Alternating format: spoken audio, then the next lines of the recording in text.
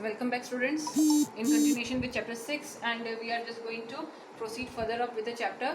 In my previous video I have told you about the mechanism of transcription. Now we are just going to talk about the genetic code.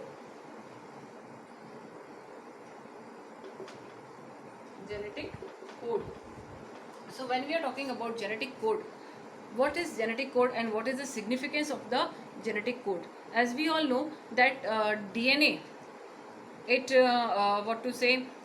contains the genetic information of what type of proteins are going to be synthesized within a given cell. Basically each cell produces specific type of the proteins, and this is very much specific to every species. That is, every cell of every species has got its own specificity to produce its own specific type of the proteins, and this specificity comes out from the DNA, as DNA is the genetic material which contains the genetic information of which type of the proteins are going to be synthesized within a given cell. How does this occur? This occurs due to the various type of the base sequences which are present on the DNA molecule. Clear? And these base sequences, they code for particular type of the amino acids. The gene information or the genetic information that is stored in the DNA in the form of the nitrogenous base pairs, that is transferred into the mRNA. This mRNA then transfers it into the cytoplasm, that is to the tRNA, and thus it helps out in the formation of the polypeptide chain, that is what is again the protein that is according to the genetic information that is stored in the DNA. I have told you all about all this mechanism a very lot number of the times, so I won't be wasting up my time in this. So again, talking of the genetic code, when we are talking the genetic code, definition of the genetic code, it is the sequence of the nitrogenous bases present in a DNA molecule. Clear? This is the definition of the genetic code, that it is the sequence of the nitrogenous bases present in a DNA molecule. But how does it take place? What is the sequence? What is the nature of the sequence? Now when we are talking about the nature of the sequence,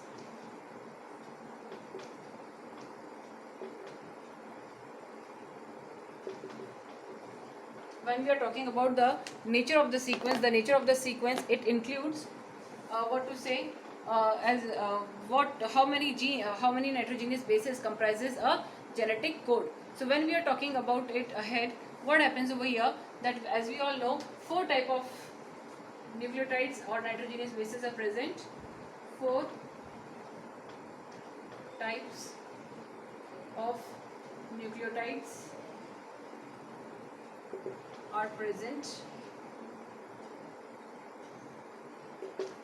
here, and these 4 types are again adenine, guanine, cytosine and thymine. And the number of the amino acids present,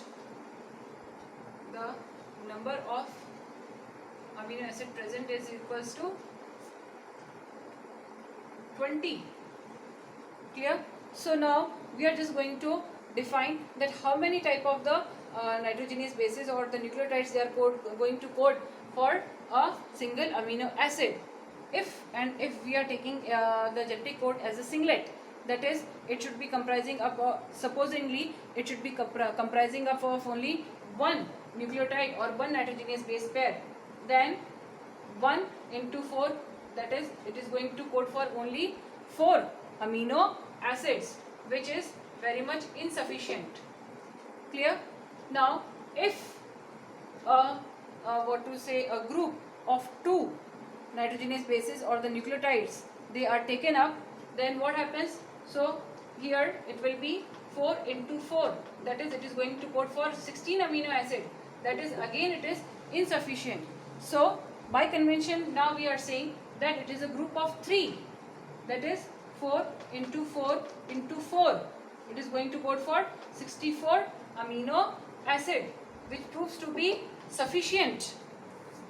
This proves to be sufficient for coding 20 amino acids. So when we are defining a genetic code, the genetic code is defined that it is a triplet codon. Clear? A genetic code is a triplet codon. Genetic code is a triplet codon. Since both the singlets and the doublets, they are insufficient to code for 20 amino acids, therefore we have proceeded up with the triplet codon, which codes for 64 amino acids, which is very much sufficient to code for 20 amino acids. Clear? So when as I said you all, that it is a triplet codon, that is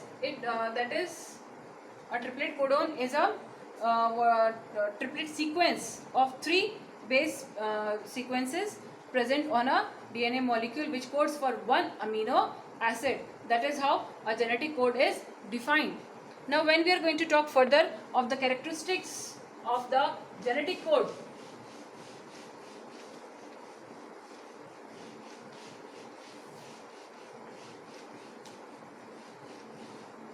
a large number of the scientists, they have worked up on the genetic code. Nirenberg and all. Nirenberg has worked up on what different type of the amino acids they code. What different type of the genetic codes they code for different amino acids. According to not only Nirenberg but even Hargobind Khurana, they have worked up on various amino acids, and they came to find out which type of the genetic code for a particular type of amino acid. Clear? So that is all about the history of that. We are not concerned with that. We are just concerned with the genetic code. When we are talking of the genetic code, the very first characteristic feature of a genetic code comes to be that it is a triplet codon. As I told you all, that it consists of 3 continuous base sequences. It consists of 3 continuous base sequences present on a DNA molecule to code for 1 amino acid. Okay?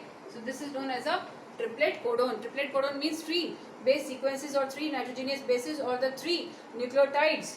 They form a group to code for a particular amino acid, and this particular group is known as a triplet codon or a genetic code. Clear? Then second, there is no overlapping. No overlapping means the genetic codes, the nitrogenous bases, they do not overlap each other. Clear? How does this happen? If it is CCU and it is CAG, so as soon as the reading starts up, with the initiation of the genetic reading, 3 base sequences, they form a particular genetic code. It is not overlapped, such as it is not going to be overlapped like this. Clear? So there is no overlapping between the nitrogenous base pairing in the nitrogenous base pairs, or the nucleotides in a genetic code. Third is, there is no punctuation.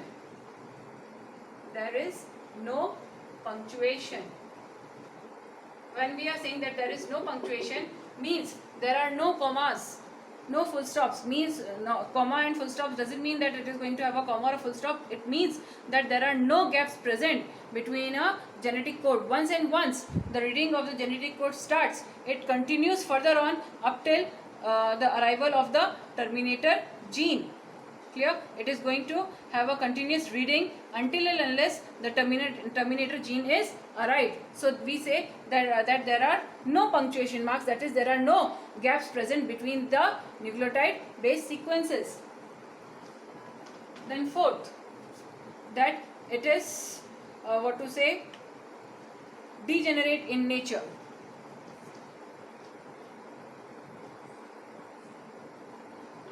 or redundancy. When we are saying degenerate or redundant, means one code, one amino acid can be coded by a number of genetic code. Getting my words? That means two or three genetic codes, two or more than two genetic codes they may code for one amino acids. As I told you all that when triplets were counted, so according to the triplets 64 genetic codes are present, and these 64 genetic codes they code for 20 amino acids. So the number of the amino acids are less and the genetic codes are more. Therefore one amino acid it can be coded by more than two genetic codes. Clear? For example, we can say that methionine, it is coded by two genetic codes, that is UUU and UUC. Methionine is coded by two amino acids, that is UUU and UUC. Accordingly, arginine, it is coded by 6 genetic codes. So an amino acid it can be coded by more than 2 amino acids. Then non-ambiguous. When we are saying non-ambiguity or non-ambiguous, means the genetic codes they are specific, means each genetic code it is going to code for one amino acid. There is a difference between degeneracy and ambiguity. In degeneracy I have told that one amino acid it can be coded by more than two genetic code, but one genetic code it is going to code for only one amino acid. Getting my word? That is the property which is known as ambiguity, that is the genetic code it is non-ambiguous in nature. Clear? Then sixth is collinearity. When we are talking about collinearity, then according to this the genetic codes they are present in a linear fashion, and this is very well explained in the formation of the polypeptide chain. The polypeptide chain that is formed through the mRNA molecule, that is again present in a linear fashion, and even the mRNA molecule that has been transcribed on the DNA molecule from the genetic information stored in the DNA molecule, when we analyze this, that is also present in a linear fashion. So it determines that genetic codes they are collinear in nature. Clear? Then nonsense codons.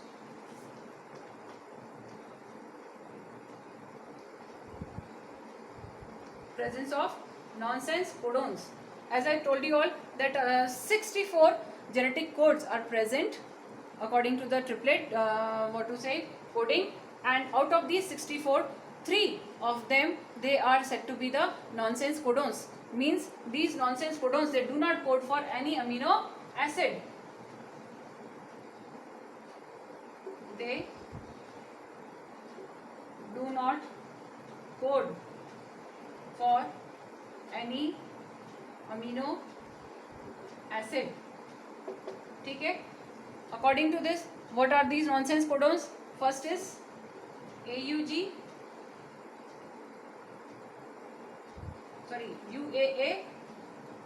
UAG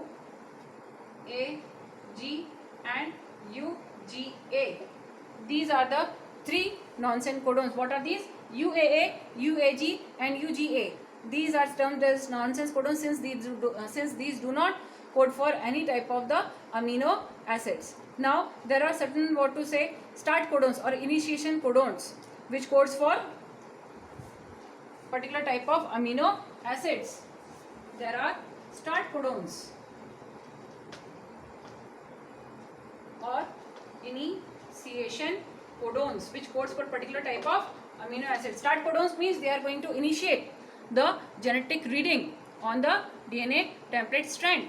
So they are said to be the start codons or the initiation codons. According to this, AUG, it is the start codon and it codes for the amino acid methionine. Clear? Then the last characteristic property of amino acid is universality.